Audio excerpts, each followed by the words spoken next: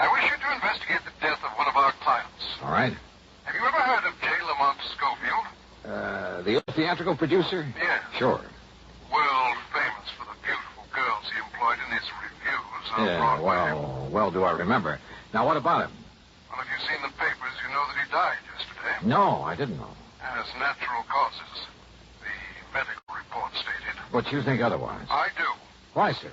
Because of the beneficiary named in his $750,000 insurance policy. $750,000? Yes. So I think you'd better come over here and see me. Yeah, Mr. Westbury. I think I'd better.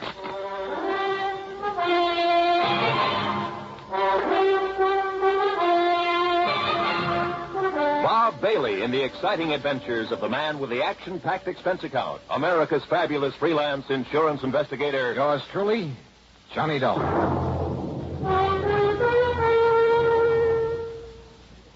And now, Act One of yours truly, Johnny Dollar.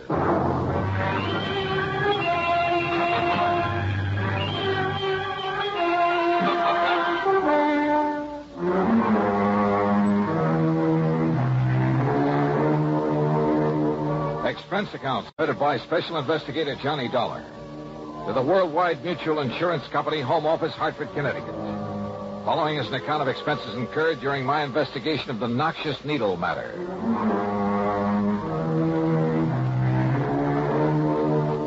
Expense account item 1, 85 cents for a taxi to the office of Worldwide. When I got there, I had to go through a receptionist and 2 secretaries to get into Mr. Waldo R. Westbury's private office. Please sit down, Mr. Dollar. Thanks. Well? Now, here's the policy I mentioned. Providing $750,000 insurance on the life of late J. Lamont Schofield. That's a lot of money, Mr. Westbury. Incidentally, was he married? Schofield? Surrounded by beautiful women all his professional life? No. Then who was his beneficiary? This policy has been in effect only 13 years, but... Now, look here. Look at these riders. Changing the beneficiaries. Goldie LaFern. Sounds like a burlesque queen. She was. After his money, of course. Toodles Tempest. Wow. Horrid name. Baby Boodles Baker. That's worse. Bubbles Jones. Holy smoke. Pepper Caprice Carstairs. Cupcake DeLon. And... Hey, what's this doing here? Mary T. Smith. She is the present beneficiary. Well, that's quite a come down from all those babes. Yeah, Mr. Dollar, the initial T stands for torso. The stage designation she used. Oh, and you think she bumped him off to collect the insurance? Bumped him? Oh, yes, I do. But if a medical report says the old man died of natural causes... At the time of his death, Mary Smith, Mary T. Smith, was his private nurse, responsible for his care, the medication he received, and so forth. Ah, I see. I'm glad you do. Because if you can prove she murdered him... In spite of the doctor's report? Yes. You can save our company a great deal of money. I don't often say this, Mr. Dollar, but in view of the amount involved, there'll be no questioning any necessary items on your expense account, no matter how high. Necessary items? Well, surely you wouldn't think of listing any unnecessary expenditure? Dream on, Mr. Waterbury. Hmm? Well, what? Nothing. You say that Schofield died yesterday? Yes, today afternoon. Where? At his home in Cranford, New Jersey. Do you know who his doctor was? Yes, Dr. Leonard Foote. Good. Now, I wonder where this nurse is. Anybody keeping an eye on her? Yes, you'll find her there at Schofield's home. Obviously, she's a very smart woman. You mean smart enough not to run?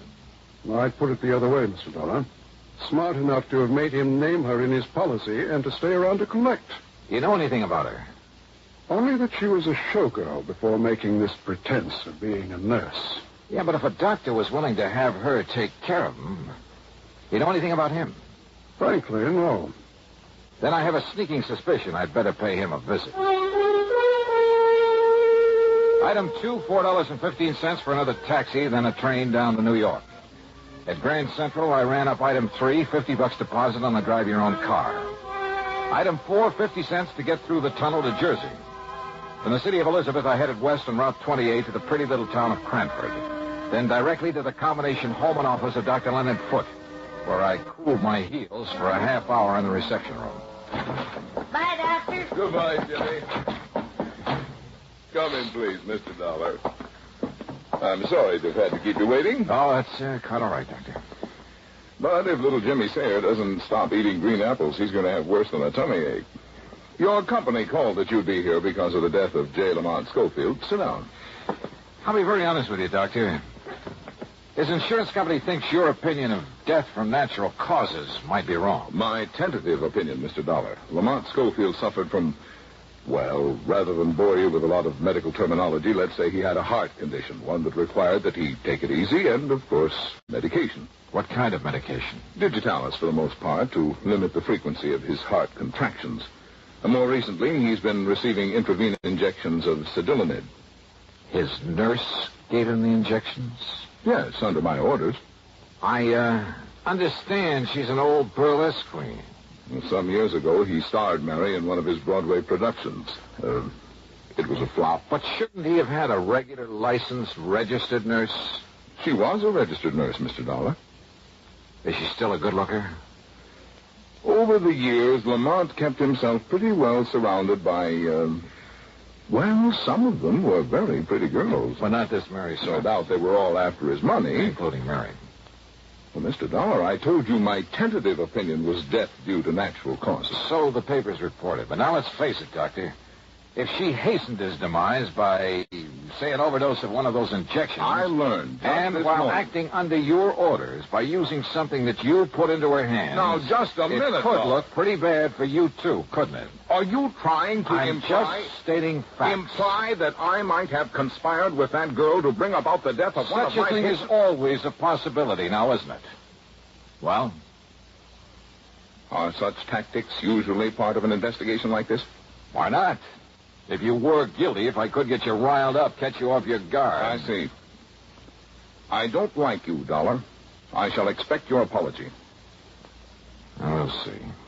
As I started to say before you interrupted me, I learned just this morning from Monty's attorney that Mary Smith is the heir to Lamont's estate and the beneficiary to his insurance policy.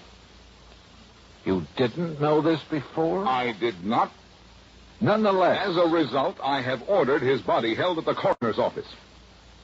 Oh? Yes, so that a complete autopsy can be made. Oh, I see. I'm sorry, Doctor. Would you like a towel, Mr. Dollar? Towel? To wipe the egg off your face? Act 2 of yours truly, Johnny Dollar, in a moment. Sometimes we may wonder why a football team doesn't quit playing and walk off the field when it finds itself 50 points behind with only a few minutes of play to go. What is that indomitable spirit that fills men with hope and keeps them going in spite of terrific odds? Keeps them going just to play the game according to the rules, just to get the job done as well as they know how.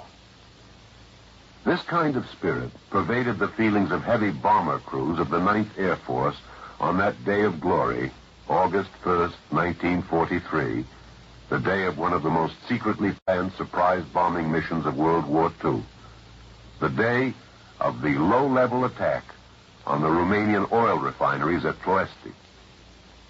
More than 170 B-24 heavily loaded bombers took off in a swirl of red dust from Benghazi, Libya, to bomb a highly defended priority target. The element of surprise in the low-level attack was to be one of their greatest weapons. But things went wrong from the start. 3 planes exploded during takeoff operations. 11 more aborted due to engine trouble. Of those that reached the target area, less than 1/3 returned to home base. The leaders of the mission encountered navigation difficulties and difficulty in identifying the specific targets. And due to the loss of that elemental hope, surprise, they also encountered devastating enemy firepower from flak and fighters. The mission was partially successful, but a horrifying experience. 5 medals of honor were awarded to the heroes of the Ploesti raid for valorous action above and beyond the call of duty. At any time, the men would have been justified in turning back, but they had a code of conduct that made them want to see the unequal game through to the end. It was a job that had to be done. A charge of the Light Brigade in the air as they flew down the valley of death to glory. And now, Act Two of yours truly, Johnny Dollar, and the Noxious Needle Matter.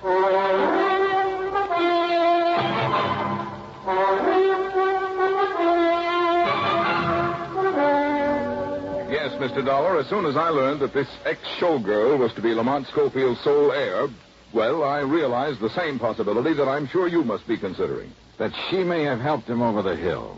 Precisely. I know, all things being equal, Doc, do you feel that he should have lived on a while? Where a bad heart is concerned, one can never be certain, of course. But knowing his desire to live, his willingness to adhere to my instructions and take care of himself, plus the medication I provided... Medication given by this Mary Smith? Yes. I would have wagered he could live on for 10 or 15 years. When do we know the results of the autopsy? A toxicologist by the name of Stanley has been called in at my request. It may take several days. I see. Meantime, then, I'm going to see this Mary Smith. Incidentally, the police found no sign of any poison, of anything that might have been used to cause Lamont's death. You mean the police have been in on this? Yes, they've been very thorough.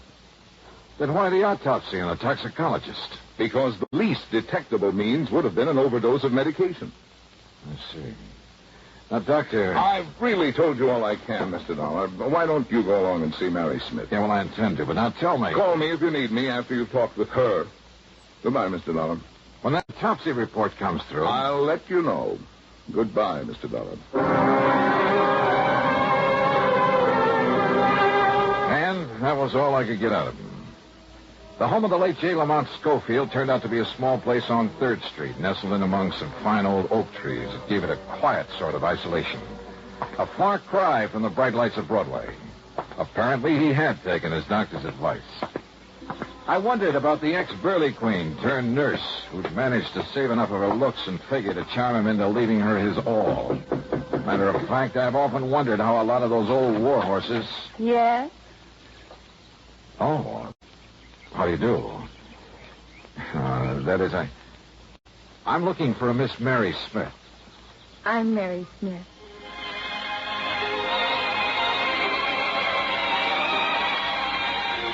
Old warhorse. Believe me, I'd guess wrong. Because when it comes to describing Mary Smith, well, there's only one word that does justice to her. Wow. She was in her mid-20s, tall, blonde, and beautiful. Yeah, she looked as though she'd just stepped out of Charles of the Ritz. And I say it again. Wow. Don't just stand there. Who are you? Oh, Johnny Dollar. I'm an insurance investigator. Oh, gee, I've heard of you, Johnny. You know something? You're even better looking than I thought you'd be. Won't you come in? Yeah, thanks.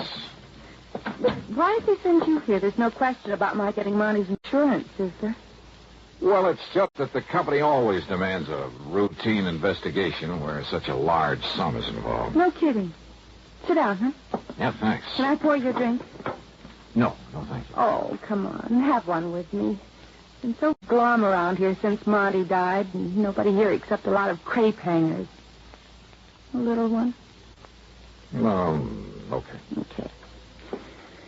Gal can't just sit around and look grief-stricken. Have you been grief-stricken, Mary? You want the truth? No. What good was it doing Monty living that way, not able to tear around like he used to, putting on shows and having a big time? Here, Johnny, here's to life, love, and the pursuit of happiness. Stroke. Oh, that's better. I really needed that. You got a lot of money, Johnny? I? Well, no, not much. No, I never had any either, but I will now. Plenty. Then you know you're Lamont Schofield's heir. You bet your life I do. I had to work for it long enough, feeding him and nursing him, taking care of him, and fending off a lot of old biddies from the old days who were trying to get their claws on him. But you managed to get your claws on him. Well, wouldn't you have done the same thing? See? Now it's paid off. Took him a long time to die, though, didn't it? Johnny, I've been on 24-hour duty here for 2 years, for 2 solid years, and I make no bones about it. There were times when I thought he was going to live forever. There were times when I wished I could help him out of this world. So finally you did? Johnny.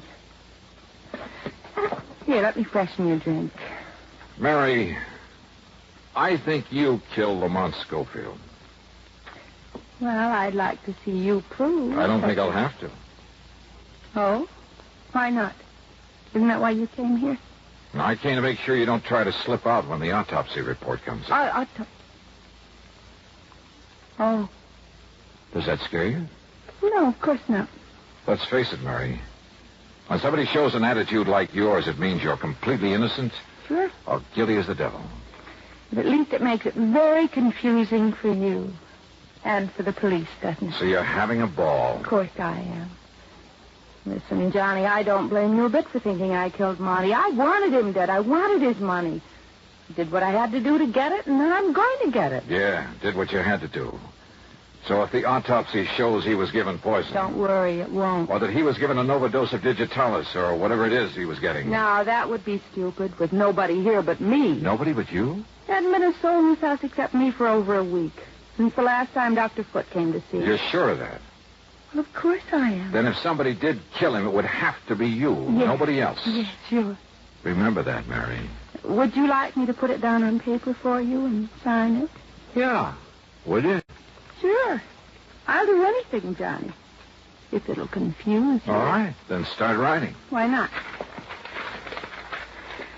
Now, let's see. I, Mary T. Smith. Is that all right for a start? Oh, excuse me. No. Keep writing. I'll take it. All right. I, Mary T. Smith. Hello? Oh, yes, Doctor. Yes. Oh, I see. Not even the possibility of too much of... I see.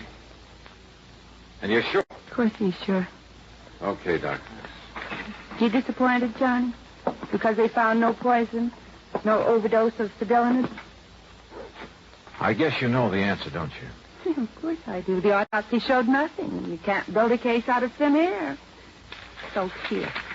Here's your little paper, all signed and sealed. Well, Johnny, I don't want it, and you said you did. You're far too smug, Mary. I have a right to be. You're barking up the wrong tree. You cannot build a case on nothing but thin air. Yeah, I know. So what do I do, Johnny? Just sit here and wait until your company pays me the Can't money? build a case. Until the estate is settled, or can I collect it? Yeah, Mary. You stay right here. And thanks for saying that. Huh? Johnny, what do you mean?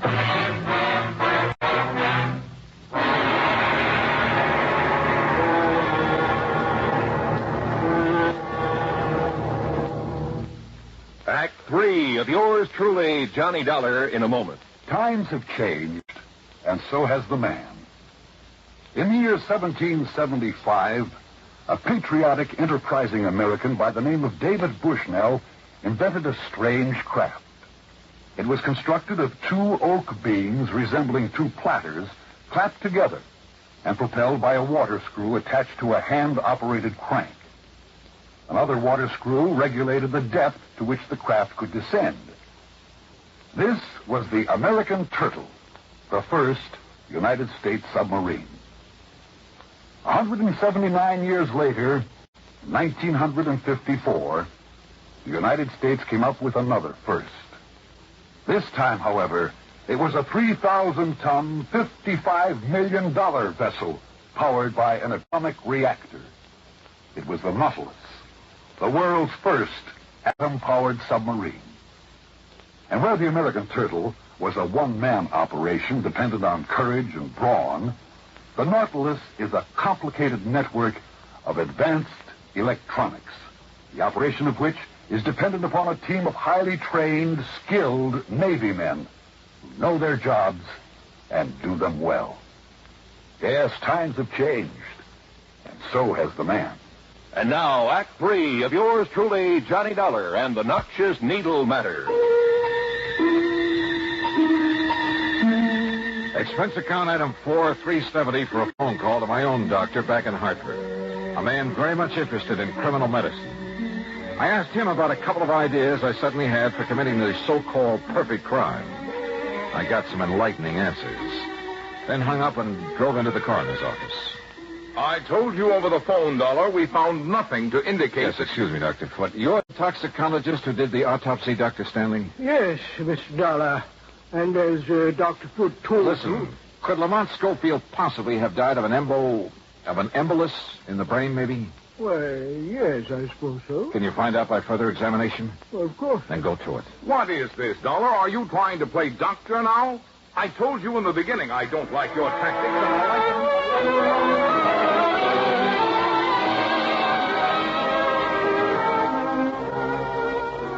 You were right, Mr. Dollar. An embolus in the brain.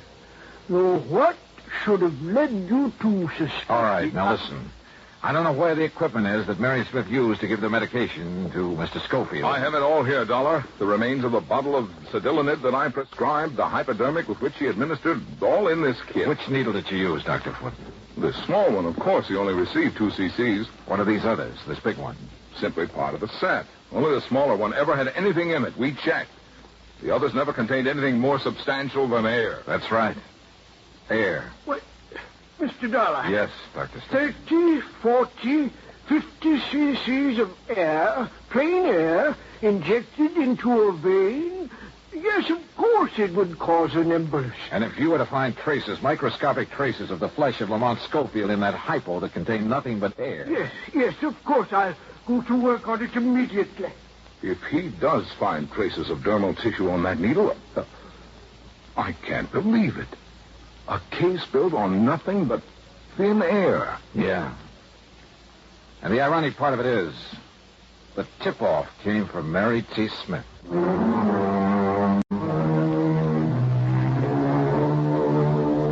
Yes, the microscope showed that needle had been used on J. Lamont Schofield recently. Pretty slim evidence, I know. But when Mary was faced with it, well, I'm still not quite sure why. Maybe we scared her. But she broke down and confessed the murder. Yes, she'd been wrong. Sometimes you can build a case on nothing but thin air. Expense account total, $61.20. Yours truly, Johnny Dollar.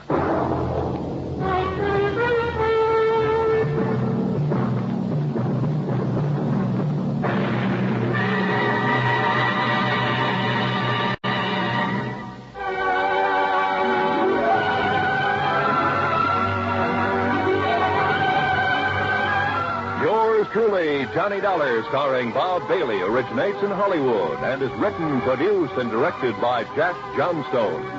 Heard in our cast were Virginia Gregg, Bartlett Robinson, Marvin Miller, and Junius Matthews. Be sure to join us next week, same time and station, for another exciting story of yours truly, Johnny Dollar. This is Roy Rowan speaking.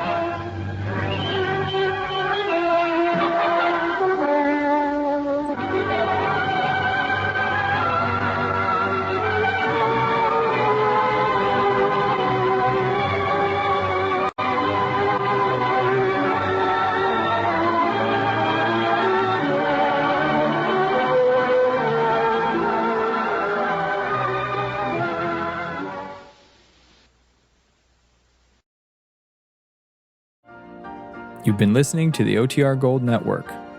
Find more classic radio at otrgold.com.